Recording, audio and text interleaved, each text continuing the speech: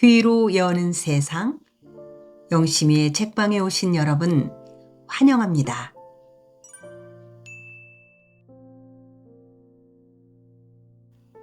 우리는 한승원님의 동학제 제5권을 함께하고 있습니다. 지난 시편에서 한만호는 녹도 만호와 좌수영의 원군을 청하여 내덕도와 대흥 구림 일대의 난민을 다스리고 이 판에 아주 동학의 뿌리를 송두리째 뽑아버리겠다고 단단히 벼르고 있죠. 한편 개칠이는 안액사로 사칭을 하여 화적질을 하고 다니다가 결국 발각되고 맙니다. 어떻게 살아날지 우리 함께 합니다. 제5권 분노의 불기둥.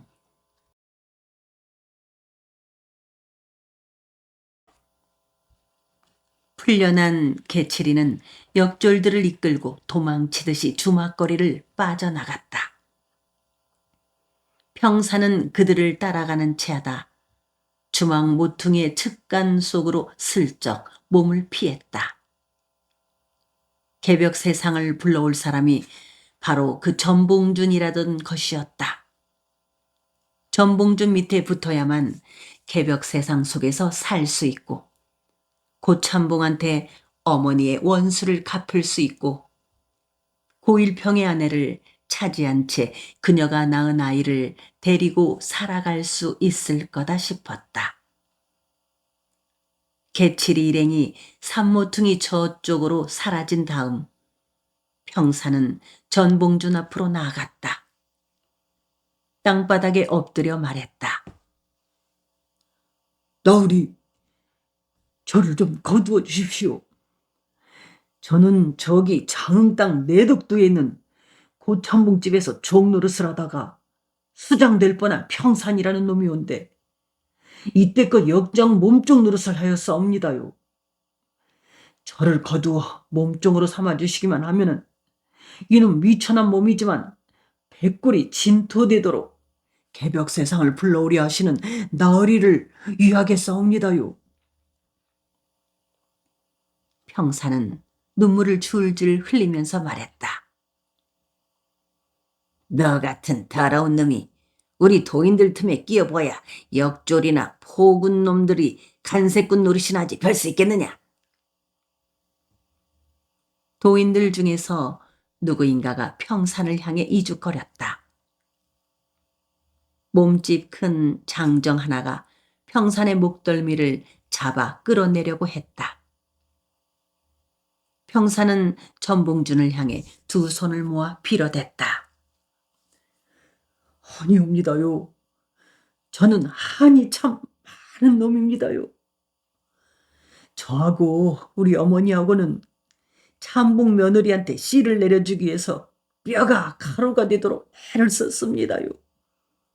그런데 참봉은 며느리가 수태를 하고 나니까는 저하고 우리 어머니하고를 수장시켰습니다요. 그 물속에서 저 혼자만 살아 도망을 쳤습니다요. 전봉준은 평산의 목덜미를 잡아 끄는 장정에게 고개를 저었다. 평산에게 다가가서 두 손을 모아 잡아 일으켜 주려고 했다. 평산은 벅차오르는 가슴을 주체할 수가 없었다. 전봉준에게 두 손을 맡겨준 채 몸부림을 쳤다. 전봉준은 평산의 등을 두들겨주고 옆에 서 있는 송희옥과 정백현을 향해 이 사람한테 입도례를 치러주도록 하십시다 하고 말했다. 정백현과 송희옥이 평산을 일으켜 세웠다. 평산은 땅바닥에 주저앉아 통곡을 했다. 꽁지를 죽이면 꼬리도 따라 죽는다. 대흥과 내덕도 일대에 이인한 접은 고읍면 옥당 마을에서 기막삼 접과 만나고 다음 남상면의 어산에서 이방원 접과 만났다. 김학삼 접은 미미했다. 겨우 도인들이 30여 명이었고 죽창과 환도를 들었을 뿐이었다. 이방원 접 속에는 이마동을 따르는 산적 출신의 도인들이 여나무 명이나 섞여 있었다. 포수들이 셋 있었고 중물리를 잘하는 도인들이 6이나 있었다. 도인들은 모두 죽창과 환도 쓰는 법을 익혔다. 택견을 익힌 도인들도 여나무 명이나 있었다. 도인들의 수로 본다면 이난접이 배나 많았다. 포수들도 20이나 되었다. 그러한 이난접과 이방원접이 합세를 하자 천하무적의 군대가 되었다. 거기다가 김학섬 접이 보태졌다. 3개의 접을 1개의 큰 접으로 연합하고 이방원을 대접주로 삼았다. 어산접은 이방원의 직속 부대인 셈이고 대응 이인한 접은 본대인 셈이고 김학삼의 부대는 예비대인 셈이었다. 직속 부대인 어산접은 장료가 대장을 맡고 한털부처와 천갑수가 부대장을 맡았으며 김성부는 장료의 비서를 맡았다. 주력부대 대장은 이인한이 맡았다. 그 주력부대를 다시 2개의 소부대로 나누었다. 구림 대흥 쪽 소부대를 이서원이 맡았고 내덕도 쪽의 소부대를 홍순서가 맡았다. 윤병호는 이인한의 참모를 맡았고 이우암은 비서를 맡았다. 고이철은 홍순서의 비서 겸 참모를 맡았다. 여기서 지역부는 이인한과 홍순서에게서 따돌림 받은 것이 억울하고 분했다. 그는 그냥 한 사람의 죽창을 든 도인일 뿐이었다. 다리를 절름거리기 때문에 직속 부대나 다른 부대에게 통기하는 일을 맡을 수도 없었다. 지역부는 이를 갈았다. 싸움이 벌어질 때 기회가 닿기만 하면 이우암과 이인한과 홍순서를 모두 찔러 죽이리라고 생각했다. 할 수만 있다면 화승총을 구하여 방총하는 법을 익히리라고 마음먹었다. 화승총을 가지고 있기만 하면 그들을 죽이기가 아주 쉬우리라고 생각했다. 그들을 죽인 다음에는 부대를 빠져나가서 구림으로 달려갈 참이었다. 이인한은 이서원의 대흥 직속 소부대를 다시 2부대로 나누었다. 한 부대를 고돌석에게 맡기고 그 부대의 포수들을 모두 소속시켰고 다른 한 부대를 최부칠에게 맡기고 거기에는 죽창과 환도와 활을 든 일반 도인들을 소속시켰다. 이 부대 편성에서 홍순서는 불만이 많았다. 제도면 일대의 도인들로만 구성된 홍순서의 부대에다가는 포수를 한 사람도 배속시키지 않은 것이 야속했다. 화력을 분산시키지 않도록 하기 위한 일이라고는 하지만 화승총이 한 자루도 없는 그의 부대는 무력하기 그지없었다. 그렇지만 홍순서는 참았다. 초판부터 불평을 할 수가 없었다. 이방원과 이인한과 김학삼의 연합부대는 자울제 밑에 있는 한털부처의 주막에서 싸움 계획을 짰다. 이방원의 직속부대인 장려부대의 도인들은 장흥부와 벽사역부터 쓸어버리고 고부로 올라가자고 주장했다. 거기에 대하여 이인하는 반대를 하고 나섰다. 여기서 전력을 허비하면 안 됩니다. 장흥부를 건드리면 병영 군사들이 몰려올 것입니다. 시방 우리한테는 병영 군사들을 상대하고 있을 힘과 겨를이 없습니다. 고부, 무장, 태인 등지에서 일어난 전봉중, 김계남, 손아중들과 힘을 합하여 일거의 전주성을 점거하고 난 다음 보은 쪽에 호응을 얻어서 한양성을 공략해야 합니다. 한양성을 점거하고 나면은 장흥부나 벽사역쯤은 자연 우리 손아귀에 들어오게 됩니다. 그때는 병영의 군사들도 맥을 못 추게 될 것입니다. 김학삼이 이인한의 말이 옳다고 맞장구를 쳤다. 한데 당연히 이인한의 말을 따를 것으로 여겼던 홍순서가 반대를 하고 나섰다. 아니요. 장령성과 벽사역을 먼저 우리 손에 넣어야 합니다. 장령성과 벽사역이 우리 도인들의 손아귀에 들어갔다는 기별이 사방 각처로 전해지게 되면 인근의 보성이나 나간, 순천, 강진, 해남, 화순, 무안, 영광, 한평에서도 들고 일어날 것입니다. 씨름에서 이기려면 다리부터 야무지게 걷어 올려야만 하는 것입니다. 홍순서는 이인한의 얼굴을 정면으로 바라보았다. 홍집강의 말이 옳습니다. 장령성을 치고 이어서 병영성을 점검해야 합니다. 한털 부처가 맞장구를 쳤다.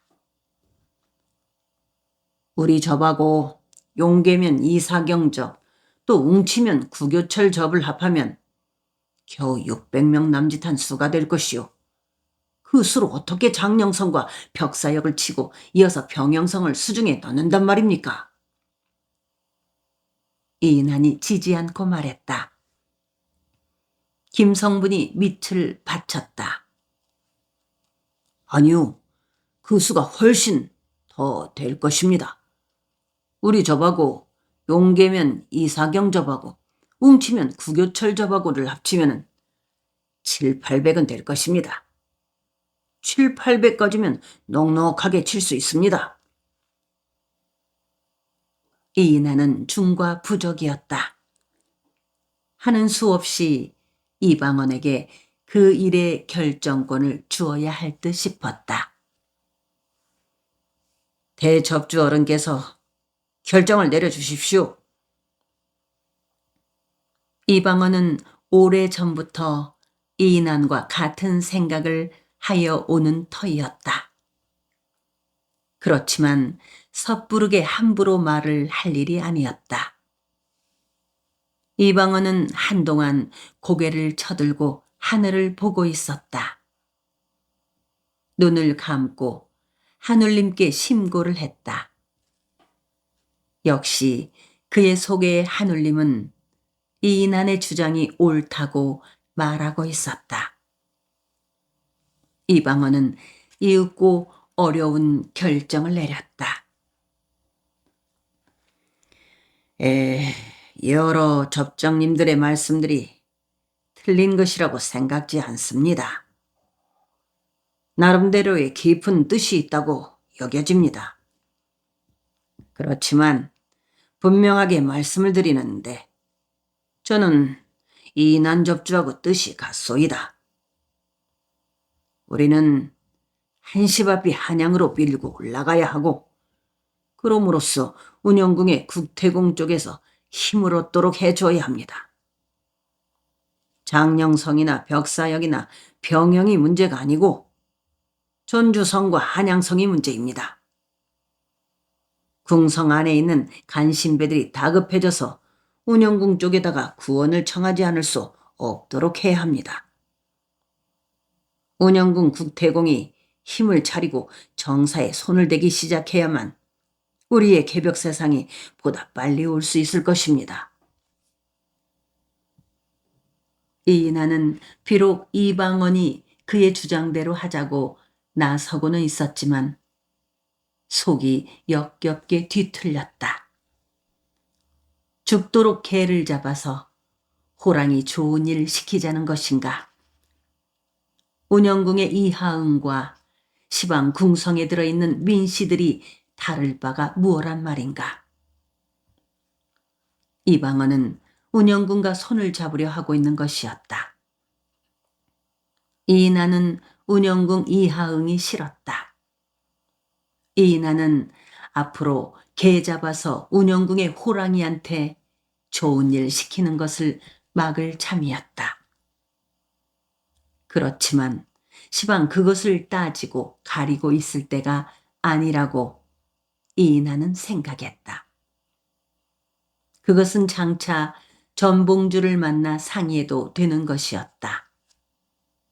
시방 다급한 것은 장령성과 벽사역을 그대로 둔 채 곧바로 전주성으로 가자고 하는 이방원의 주장을 힘껏 밑받침해 주어야 하는 것이다. 그렇습니다. 장령성과 벽사역을 치느라고 병력을 허비할 수 없습니다. 꽁지를 죽이면 자연 꼬리는 죽게 되어 있는 법 아닙니까? 이인한이 맞장구를 쳤다. 그렇습니다. 김학삼도 단호하게 말했다. 이방원 부대는 장료와 천갑수와 홍순서의 불만을 무릅쓰고 곧바로 고부를 향해 출진을 하기로 했다. 물론 대를 지어 나아가는 것이 아니고 장애를 가듯 도부장수들처럼 차리고 흩어져 가기로 했다. 다행히 이서원과 윤병호가 이방원과 이인한의 말을 적극적으로 지지하고 나섰다. 그렇습니다. 전주성과 한양성으로 밀고 올라가야 합니다. 고부 무장 대인에서는 우리들이 얼른 올라오기를 기다리고 있습니다. 지역부는 주먹을 불끈 쥐었다. 이유암과 이인한을 죽일 수 있으려면 어지러운 싸움이 일어나는 곳으로 가야 한다고 그는 생각했다. 한데 이인한과 연합한 이방원 접이 벽사역을 지나 용계면으로 갔을 때 그곳의 집 접주인 이사경은 그들과 합세하려고 하지 않았다. 웅치면의 구교철 접도 와주지 않았다. 웅치면의 구교철은 이사경 접주의 사주에 따라 출동하지 않은 것이었다. 이사경과 이인한과 이방원이 마주 앉았다. 이사경은 이방원과 이인한의 출진을 한사코 말리려고 들었다. 한쪽은 얼른 서둘러 출동을 하자고 했고 다른 한쪽은 출동을 해서는 안 된다고 말렸다. 지금 출진을 하게 되면 우리 도가 망하고 맙니다. 해월 선사께서도 시방은 경거망동할 때가 아니라고 하였사옵니다. 도인들을 이끌고 돌아가 주십시오. 이사경은 강경했다. 그들은 마침내 얼굴을 붉히면서 서로를 노려보기까지 했다. 서면 백산, 앉으면 죽산. 드넓은 들판 한가운데 솟은 그 산은 별로 드높지 않았다. 관할을 점거하고 난 동학도인들은 그 산으로 옮겨와서 운거하고 있었다. 흰옷을 입은 그들은 군율이 엄했다. 그들이 대장의 명령에 따라 모두 한꺼번에 일어섰을 때에는 그 동산 하나를 모두 흰 옷자락으로 덮어놓은 듯 싶었고 명령에 따라 일시에 앉으면 조금 전에 흰 옷들은 모두 어디론가 가구었고 오직 그들이 들고 있는 죽창들만 욱빛쭈빛 들솟아 있는 듯 싶었다. 평산도 그 구름같이 몰려든 동학군들 속에 들어있었다. 평산은 가슴이 벅차올라 견딜 수 없었다. 자기가 당하고 있는 일이 전혀 생시의 일 같지가 않았다. 이 세상의 일인 듯 싶지도 않았다. 꿈만 같고 저승이나 극락 세상이나 용화 세상 어딘가에서 일어난 일인 듯 싶었다. 허벅지를 꼬집어 보면 분명히 아팠고 꿈은 아니었다. 한데 그는 꿈 같은 세월 한복판 속으로 깊이 흘러들어 있었다. 그는 전봉준의 직속 부대 안에 배속되어 있었다. 앉으면 죽산이요, 서면은 백산이라. 아, 얼씨구나 좋네. 지화자 좋네. 얼씨구나 좋을시구. 진도 건달놈이 육자배기 가락에다가 그 가사를 붙여 한 대목을 뽑아댔다. 입이 매우 건 그 진도 건달놈은 종살이를 하다가 자기에게 혹독한 박해를 가하곤 하는 새님을 둘러 엎어버리고 육지로 나와서 떠돌다가 동학군에 들어온 무례배였다. 이름이 무엇냐고 하니 글쎄 그 이름이라는 것이 한 5-6개는 되는디 하고 말했다. 처음 총질을 할 때 그 새님이라는 작자가 붙여준 것은 송목쇠인디. 그 다음에 도망을 나와가지고 해남 한등에서 숨어 머슴살이를 할 때는 고달봉이라고 불러달라고 했고, 주인이 내 뿌리를 알아챈 것 같아서 야밤에 징계맹계 외뱀이 뜰로 나와서는 머슴살이를 하면서 살면서 이 돌필이 한 벌판 박길동이라고 했고, 그야말로 그때그때 형편에 따라서 젖 꼴리는 대로 말해주곤 해왔는디. 글쎄, 자네 젖 꼴리는 대로 그냥 아무 이름이나 그래 그냥 혓바닥 잘 돌아가는 대로 불러줘 불어. 평사는 같은 섬놈이라는 정분 때문에 그 진도 건달과 짝이 되었다.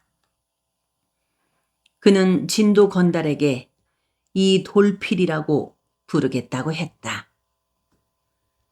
진도 건달 이돌필은 육자배기도 구성지게 잘 뽑곤 하지만 풀피리를 잘 불었다. 어떤 풀잎이든지 따서 입술에 대붙이고 입바람을 내뿜기만 하면 척척 노래가 되곤 했다. 그런가 하면 닭소리, 개소리, 뻐꾹새 소리, 꾀꼬리 소리, 부엉이 소리, 돼지 소리, 염소 소리, 암소 울음소리, 귀신 소리 같은 호랑 집박이의 울음소리를 잘 흉내내곤 했다.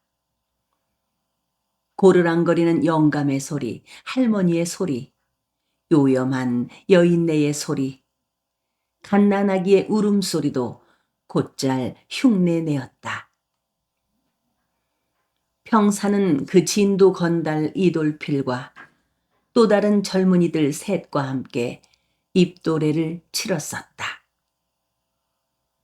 평사는 무엇보다도 그가 입도례를 치르는 순간과 치르고 났을 때의 감회를 잊을 수 없었다. 전봉준과 그의 참모들은 입도를 한 5사람과 마주 앉아 입도례를 위해 차린 음식들을 나누어 먹었다. 입도를 위해 마련한 음식은 메추리 1마리와 장기 1마리와 까투리 2마리였다. 도인들 가운데서 활솜씨 뛰어난 자가 잡아온 메추리였다. 그 음식을 먹기 전에 전봉준은 둘러앉은 도인들을 향해 이렇게 말을 했다. 우리 도인들은 양반이고 상민이고 천민이고가 없소. 도인이 되고 나면 그 사람이 양반이든지 상민이든지 천민이든지 간에 상관하지 않고 서로가 서로를 접장이라고 부르면서 양존을 하는 것이요. 이제는 마평산, 이돌필, 김달삼, 청피로, 한팔개도 다 접장이 된 것이요. 사방이 바람벽으로 막힌 뜨뜻한 방 안에서 푹신한 베개를 베고 누운 채 두꺼운 요와 이불을 깔고 덮고 잠을 자는 것도 아니고 밥을 제때 먹지도 않을 뿐만 아니라 그 밥숟가락을 된장국 같은 것에 적시어 먹고 살지도 않지만 평사는 이 무렵처럼 즐겁고 흐뭇하게 살아본 적이 없었다. 그 어느 누구도 그를 종놈이라고 하대하지 않았다. 잠자리를 깔아달라고 두들겨 패는 역장들도 없었고 발 씻을 물을 떠다 달라고 두들겨 패는 발피나 무릎에도 없었고 미역질을 하자고 우격 다짐을 하는 개치리 같은 놈들도 없었다. 이제는 몽달귀신 면하게 생겼다. 괴벽 세상에 오면은 양반 딸하고도 짝을 지어 살 수가 있게 된단다. 땅이란 땅은 죄다 손수 팽이질을 하고 가래질 할 줄 아는 사람이 벌어먹고 살게 되고 누구든지 글을 잘하고 머리가 영리하기만 하면 얼마든지 벼슬길에 나갈 수 있단다. 호래미는 남의 눈치 보지 않고 개가를 할 수도 있고 적자, 서자, 양반, 상놈이 따로 없단다. 허이, 백장질한다고 깔보고 무당질한다고 하대하는 자도 없단다. 우리 도를 마음 놓고 믿을 수 있게 된단다. 그것이 바로 개벽 세상이란다. 도인들은 그러한 개벽 세상을 불러오기 위하여 죽창과 환도와 화살과 화승총과 괭이와 몽둥이를 들고 몰려들어 있는 것이라고 말들을 하였다. 도인들은 모두 들떠 있었다. 아직 입도례를 치르지 못한 자들은 다투어 입도례를 치러달라고 보챘다. 밤새워 간소한 입도례가 가급의 접주들을 중심으로 행해지곤 했다. 개벽 세상이 되면 제일 먼저 우리 새님 딸부터 업어봐야겠어. 진도 건달 이돌필은 울부러린 소리로 말했다. 이돌필은 과부나 다름없이 사는 새님의 딸이 들어있는 별당 마당에 들어갔다가 음심을 품었다고 두들겨 맞았다고 했다. 동순이 교수는 혼산날을 받아두고 신랑이 급사를 하는 바람에 생과부가 되었단 말이오. 그 교수는 내 육자배기 소리하고 풀피리 소리하고를 환장하게 좋아했단 말이오. 해를 묵혀가지고 그 신랑도 없는 시집으로 가서 신랑이 홀령하고 혼례를 치르고 살 거라는데 정말로 그렇게 했는지 어쨌는지 좌우간에 개벽 세상이 되기만 하면은 나는 제일로 먼저 그리로 쫓아가서 그 동순이 교수를 업어다가 살 것이요. 이 말을 할 때 이돌필의 숨결은 가빠져 있었고 목소리에는 울음이 섞여 있었다. 나는 날이면 날마다 그 동순이 교수 꿈만 꾼단 말이오. 꿈에 그 교수는 울면서 나한테 옷을 다 벗어줘. 그 집에서 종지를 할 때부터 꿈에 나는 그 교수하고 20번, 30번도 더 넘게 몸을 섞었을 것이오. 그 교수 살결이 어떻게나 희고 고운지 영락없는 흰떡이요. 상사병이라는 것이 이런 것일 것이로구먼. 그 교수 이름을 부르면서 잠꼬대를 하다가 함께 자는 늙은 종한테 목침으로 얻어맞기도 했어. 그 교수가 얼마나 예쁘고 아름다운 줄 알아? 흰 물새 같고 어스름 달밤에 핀 배꽃 같단 말이여. 이돌필의 말을 들으면서 평사는 고일평의 아내 안씨를 생각하곤 했다. 개벽 세상이 되기만 하면 이돌필처럼 제일로 먼저 내덕도 고참봉의 집으로 달려갈 참이었다. 안씨와 그 안씨가 낳은 아기를 키우면서 살아갈 작정이었다. 안씨의 배는 얼마나 불러 있을까? 안씨는 아들을 낳게 될까? 딸을 낳게 될까? 안씨와 뜨겁게 알몸을 섞으며 지새우던 밤들이 눈에 선했다. 그 생각만 하면 평사는 가슴이 두근거렸다. 그는 조급해 견딜 수가 없었다. 날과 달이 겹쳐 흘러갔으면 좋을 듯 싶었다.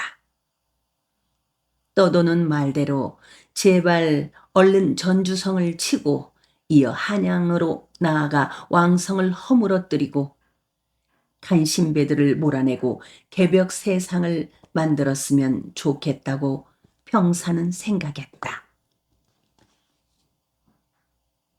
평산의 눈에 개벽 세상이 보였다.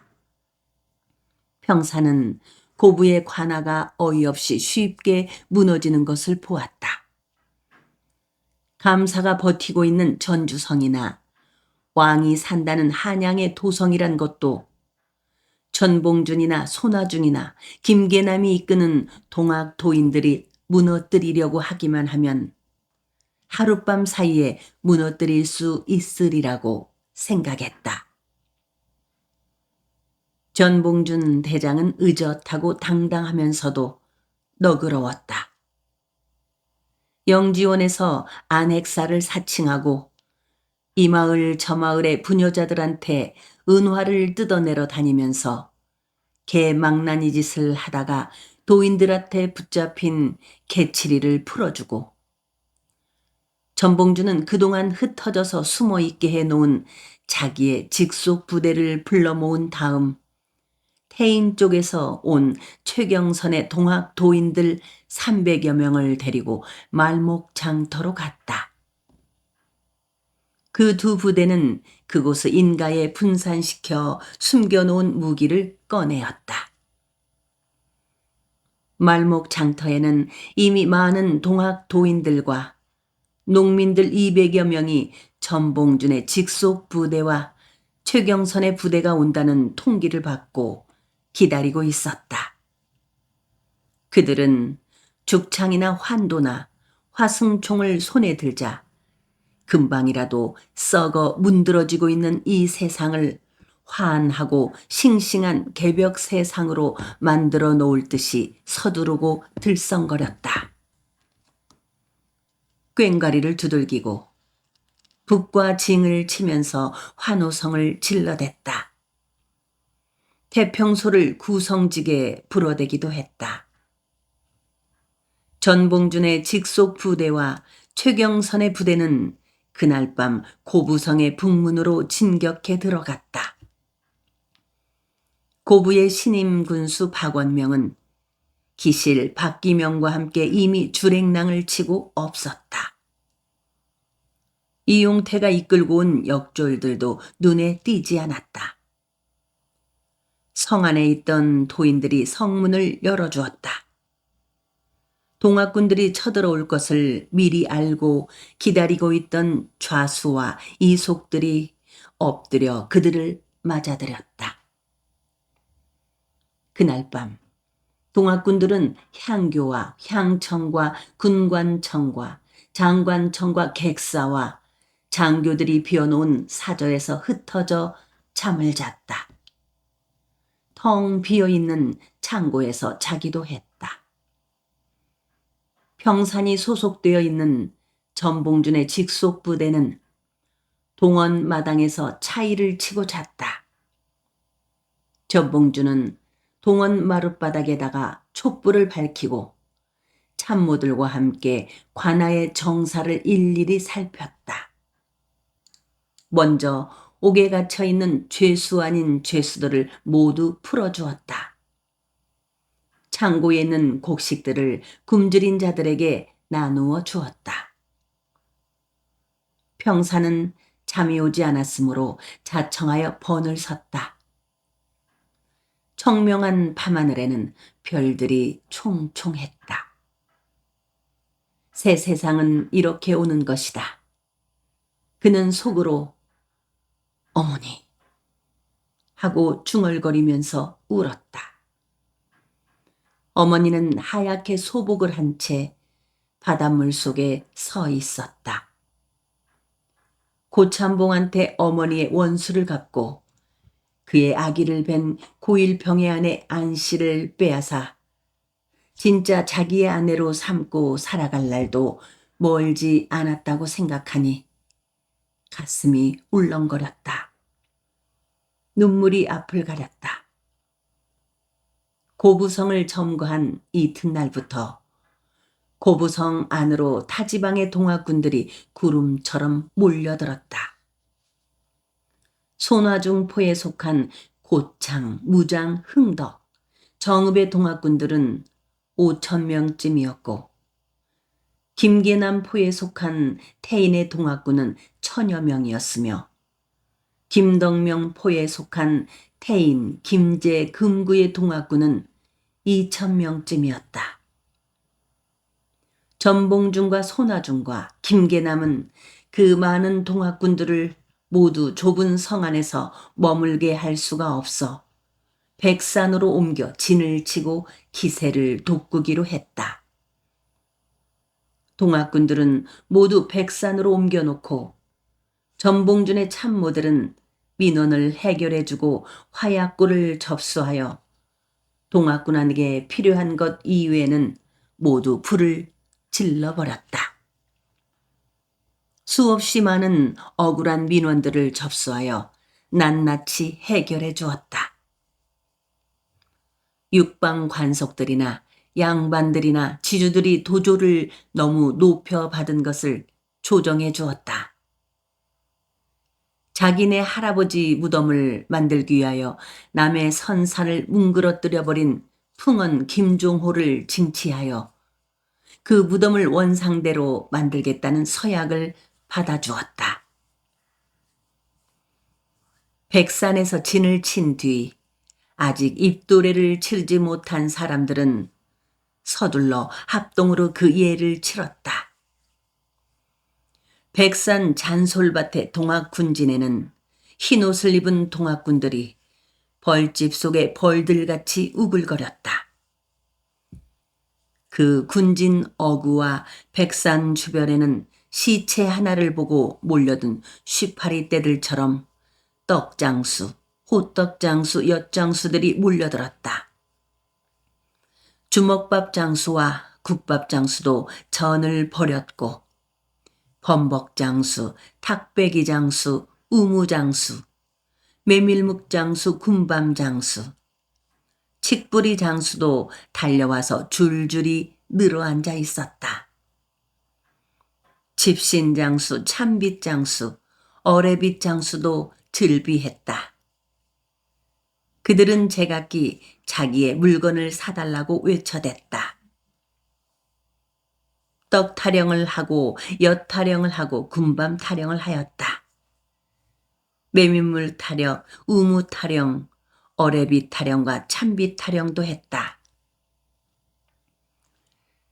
찐득찐득 찰떡이요.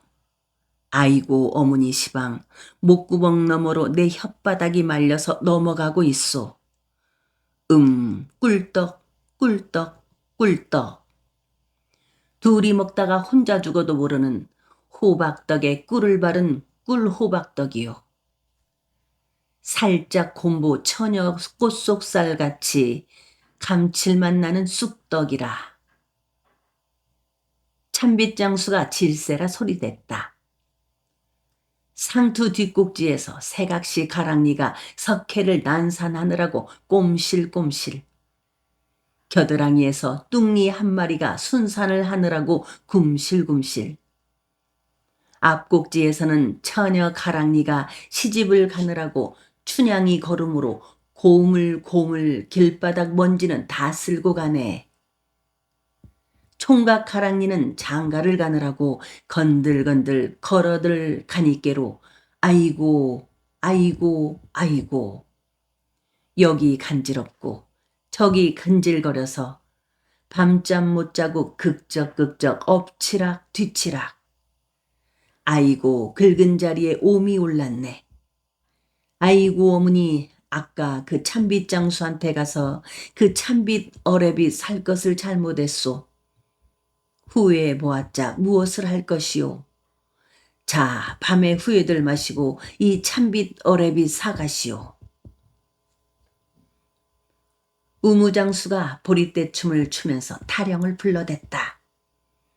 그 우무장수의 목소리에는 콧소리가 섞여 있었다.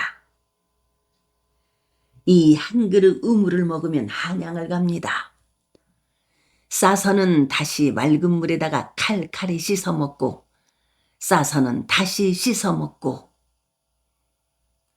그 타령을 듣고 있던 범벅장수가 진저리를 한바탕 치고 나서 그를 호되게 꾸짖었다. 아따 그놈의 우무 구역질나서 먹을 사람 개미 새끼도 없을 것이다. 엿장수와 국밥장수가 맞장구를 쳤다.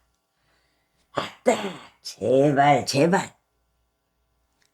그 우무 때문에 다른 음식들도 안 팔리겠어. 주먹밥 한 개씩을 먹고도 속이 출출한 동학군들은 무기를 옆구리에 끼고 장사들 사이를 기웃거리다가 주머니를 뒤져서 우물을 사 먹기도 하고 떡이나 범벅이나 군밤을 사 먹기도 했다. 싸구려 칡뿌리를 사서 질겅거리는 축들도 있었다.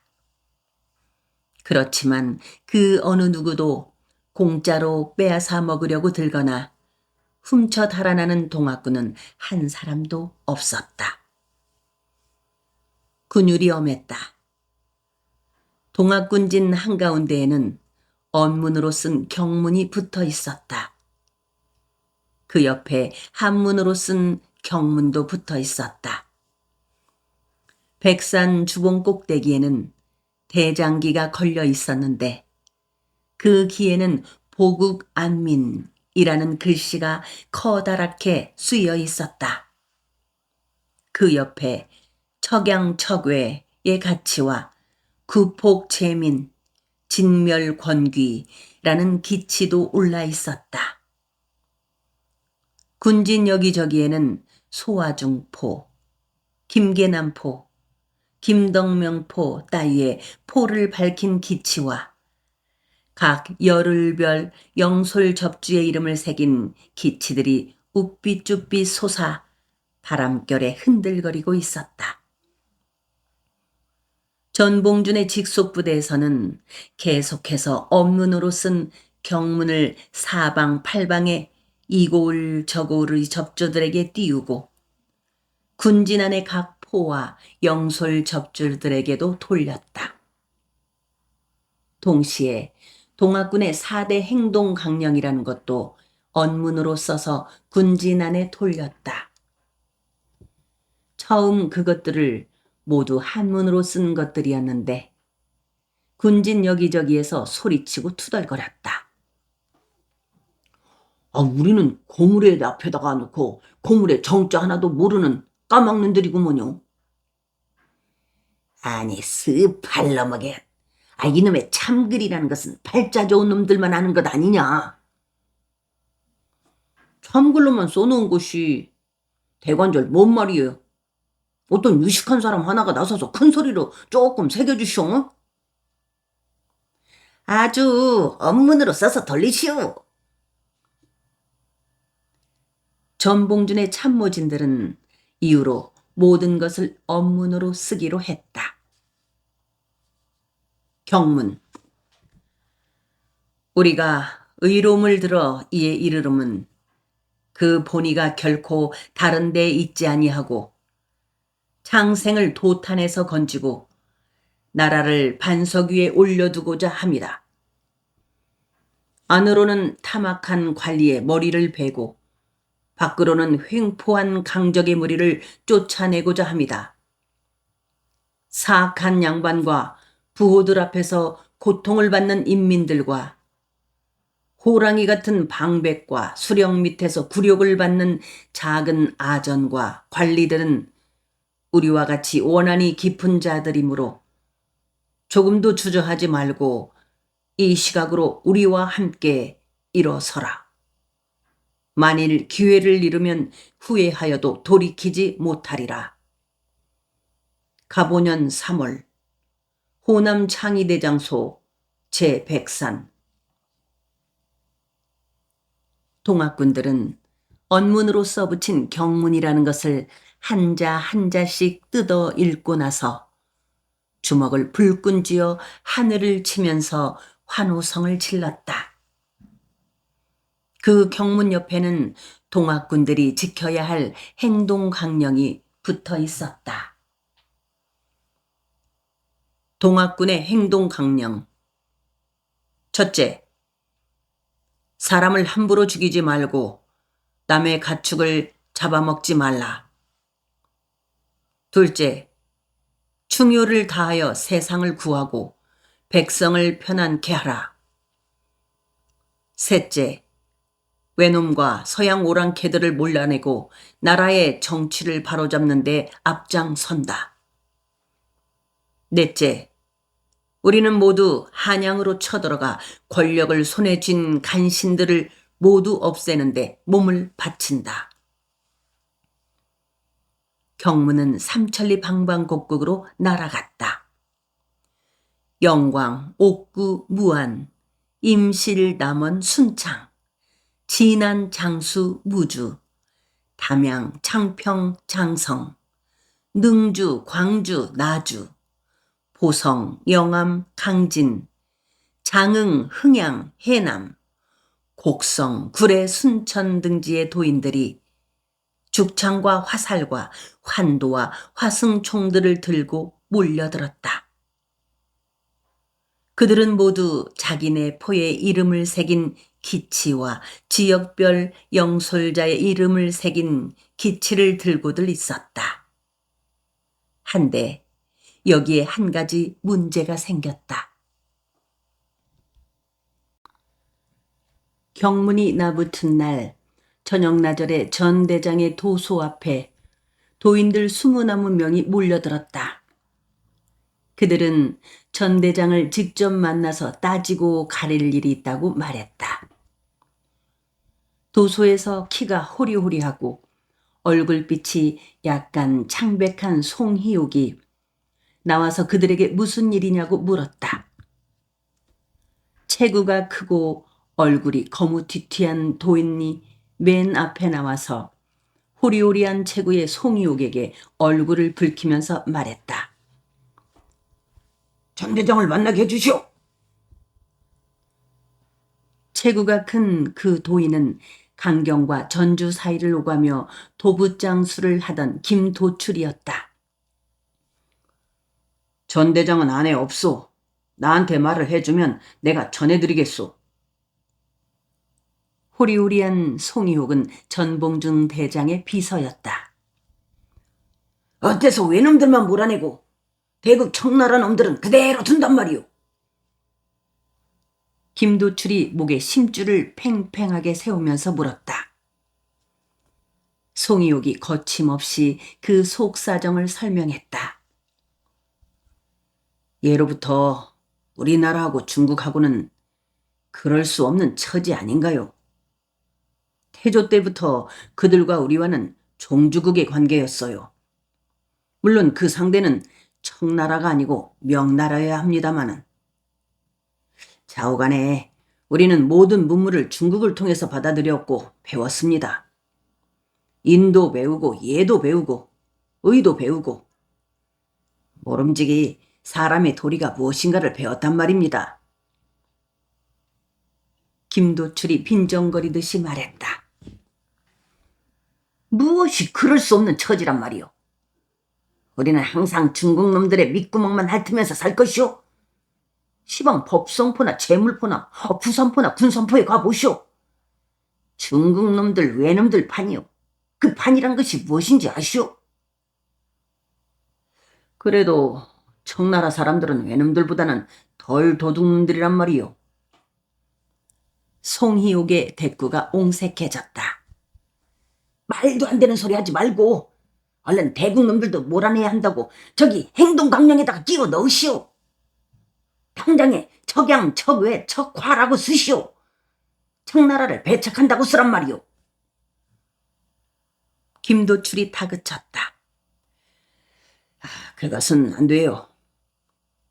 송희옥이 고개를 저었다. 송희옥의 얼굴은 굳어져 있었다. 대청에 올라앉아서 글만 읽는 선비들이 청나라 놈들이 저지르는 행악을 알면은 얼마나 한단 말이오. 김도출의 등 뒤에서 누군가가 소리쳤다. 그 말을 따라 여기저기에서 중구난방으로 말들이 터져 나왔다.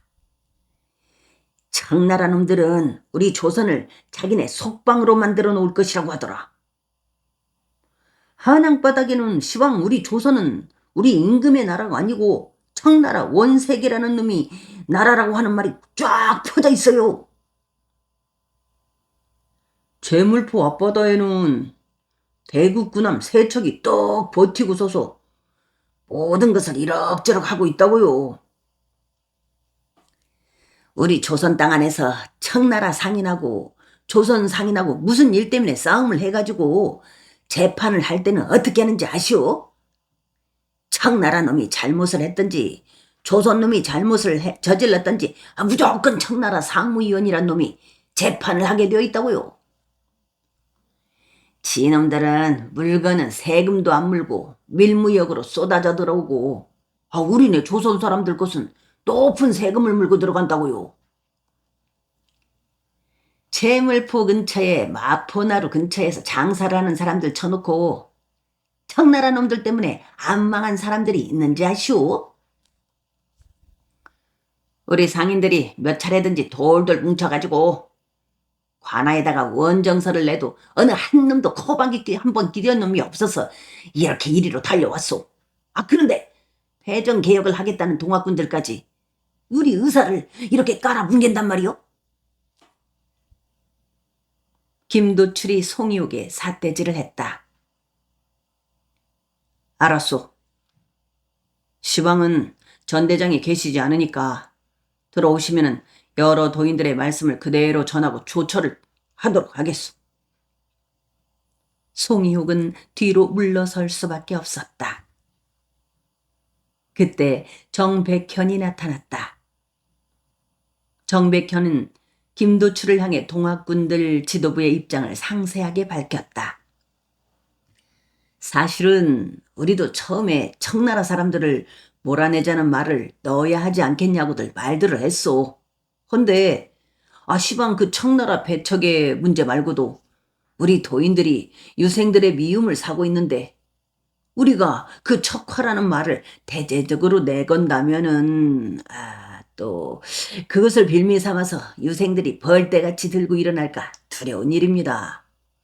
또 우리가 척화를 앞에 내세운다면은 청나라 원군을 파견하여 우리하고 대적을 하려 할까 두렵기도 하고 여기 또 이모년 난리 때나 갑신정변 때에도 청나라 군사들 때문에 실패를 하지 않았소. 우리는 절대로 청나라 비위를 건드려서는 안 돼요. 정백현의 말도 옹색스럽기는 마찬가지였다. 그때 거구의 도인 한 사람이 다가왔다. 머리칼들이 반백인 그는 송희옥과 정백현한테서 몇 차례 고개를 끄덕거려 주고 나서 거무튀튀한 김도출과 둘러선 도인들을 설득했다. 그 거구의 도인은 장태부대의 대장인 이방원이었다. 이방원의 뒤에는 장료와 천갑수와 김성분과 한털부처가 따르고 있었다. 이방원은 자기도 그 청나라 배척의 문제에 대하여 심각하게 생각을 하여 왔다고 말했다. 그리고 일단 자기하고 먼저 이야기를 하자고 했다. 당신은 무엇이여? 김도출은 이방원에게 소리쳤다. 이방원은 너그럽게 웃으면서 이분은 장흥 접주 이방원이요. 한털 부처가 김도출에게 말했다. 김도출이 한털 부처의 위풍에 위압당했다. 우리 시방 이 문제는 얼굴을 붉히면서 소리쳐댈 일이 아니오. 이방원이 김도출을 이끌었다. 장려와 천갑수가 김도출의 등을 밀어붙였다. 김도출이 이방원에게 이끌려가면서 송이옥과 정백현을 향해 소리쳐댔다. 청나라 놈들이 어째서 일본 놈들보다 낫다는 것이오? 응? 이 개초도 모르는 양반 퇴물놈들아. 청나라 장사꾼 놈들 때문에 우리 조선 장사꾼들은 다 망한단 말이오. 그런 속을 양반 퇴물인 내 놈들이 어떻게 알긴 하겠어? 아이고, 퇴퇴퇴퇴. 어허, 가슴속에다 하늘님을 모시는 도인은 그렇게 함부로 상스러운 말을 쓰면 안 돼요. 거구의 이방원이 김도출을 나무랐다. 김도출은 거구의 이방원을 향해 계속 앙알거렸다. 아니, 이집주얼은 저기 써붙인 행동강령에다가 척화라는 글귀, 대국 놈들도 몰아낸다는 말 하나 더 넣는 것이 뭐 그리 어렵고 겁난단 말이오. 대관절 누구의 눈치가 보여서 그리 못한다는 것이오. 응? 어디 대답을 좀 해보시오. 우리는 어차피 우리하고 뜻을 달리하는 전국 방방곡곡의 유생들하고도 결국은 싸워야 하는 것 아니오? 하하, 좌우간에 척화라는 말을 넣지 않는 데에는 그럴 만한 사정이 있다고 하지 않소. 이방원은 김도출을 달랬다. 청나라 몰아낸다는 말 하나도 못 끼워 넣는 내 놈들이 대관절 뭘 하겠다는 것이냐? 다 틀렸다. 너희들 양반 퇴물놈들은 다 틀렸어. 두고 봐라. 나는 앞으로 내 놈들하고 같이 안 놀 참이다. 싹이 아주 샛노란 내 놈들하고 같이 놀아봐야 죽을 일밖에 더 있겠냐? 이난과 홍순서는 처음부터 김도출의 일행이 불만을 터뜨리는 것을 지켜보고 있었다. 저들의 말이 맞습니다. 우리들의 행동 강령에다가 척화라는 말도 넣어야 합니다. 홍순서가 말했다. 이난도 동감이었다. 제물포에 양총을 구하러 갔다가 풍광휘라는 청나라의 거간꾼한테 당한 일이 떠올랐다. 그 일을 생각하자 이난은 입맛이 썼다. 동학군들의 지도부가 생각하고 있는 것이 오죽지 않다고 이난은 생각했다.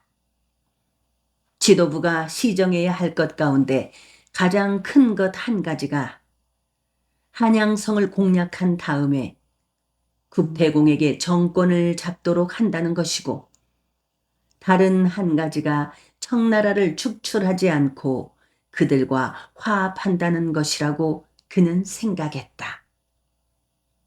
그렇지만 이난은 당장 그 문제를 들고 나설 일이 아니라고 생각했다.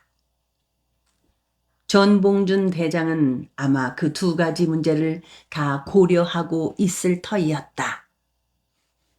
그렇지만 사세부득하여 그 뜻을 펼치지 못하고 있을 터이었다.